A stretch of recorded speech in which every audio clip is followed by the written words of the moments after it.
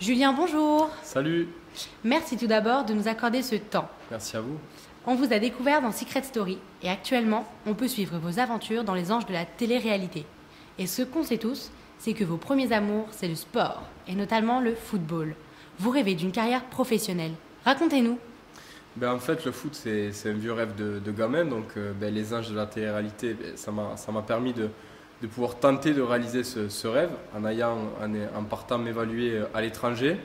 Du coup, j'ai eu cette possibilité-là et vraiment content d'avoir pu vivre cette expérience en Australie et dans les anges. Deux télé-réalités, mais deux sujets extrêmement différents. Quelle expérience vous a permis de vous épanouir le plus? Ça reste quand même les anges.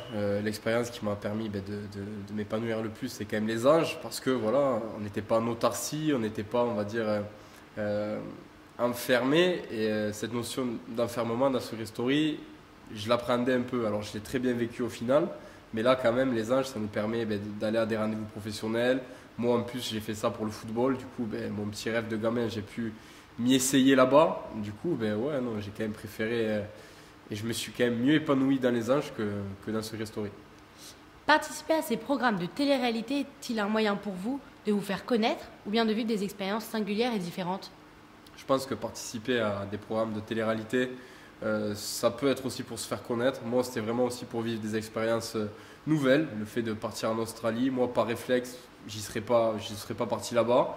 Le fait d'avoir fait les anges cette année m'a permis d'y aller. Du coup, ça reste une belle expérience. Et pour ce qui est de Secret Story, c'est aussi le concept du jeu qui m'avait aussi un petit peu attiré. Le fait des intrigues, des secrets, je trouvais ça vraiment pas mal à faire. Du coup, ouais, ces deux expériences peuvent servir à me faire connaître si j'ai vraiment un projet derrière. Et j'en ai un. Après, on verra ce qu'il en est. Mais toujours est-il que je ne regrette en rien ces deux expériences. J'imagine que vous avez dû passer plusieurs castings pour pouvoir participer à ces émissions, non?